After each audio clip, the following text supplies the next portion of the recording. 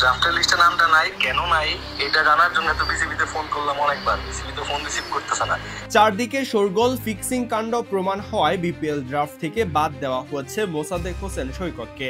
অন্যদিকে সৈকত বিসিবিতে কল করে জানতে চাচ্ছেন কেন তাকে ড্রাফট থেকে বাদ দেওয়া হলো।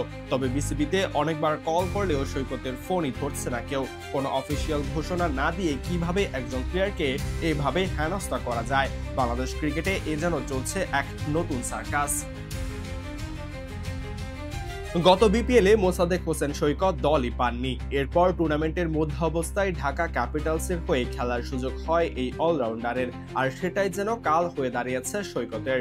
নাম জড়িয়েছে ফিক্সিং এর মতো নেক্কারজনক কর্মকাণ্ডে। আজ দুপুরে হঠাৎ করেই বিপিএল ড্রাফট থেকে নাম সরানো হয় সৈকতের। এরপরই এ ব্যাপারে তার সাথে ফোনে যোগাযোগ করতে চাইলে সৈকত জানান, বিসিবি থেকে আমার কাছে স্টেটমেন্ট চাওয়া হয়েছিল, তবে বিপিএল থেকে কেন আমার নাম সরানো হলো তা জানি না। বিসিবিতে অনেকবার কল করেছিলাম, তারা আমার কল ধরেনি। ঘরোয়াতে গত কয়েক বছরে আমি টপ পারফর্মার, আমাকে কেন বাদ দেওয়া হয়েছে তা নিশ্চয়ই জানতে চাই। অর্থাৎ সৈকত এখনো জানেনই না কেন তাকে সরানো হলো। বিসিবি এখনো তাকে নিশ্চিত করেনি এ ব্যাপারে। সৈকত আরো বলেন, ন্যাশনাল টিমে ক্যাপ্টেন্সি করেছি, অনেকদিন খেলেছি, ড্রাফট থেকে কেন নামটা বাদ দেওয়া হলো সেটা জানতেই তো চাইবো।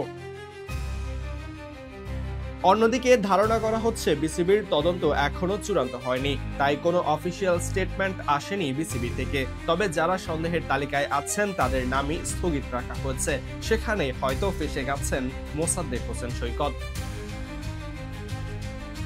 জানা গেছে চূড়ান্ত প্রতিবেদন প্রকাশ হলেই বেরিয়ে আসবে ভেতরের খবর, আর তখনই বিসিবি এবং আইসিসি উভয় থেকেই শাস্তি পেতে চলেছেন ক্রিকেটাররা। সরাজয়ন, ডি স্পোর্টস।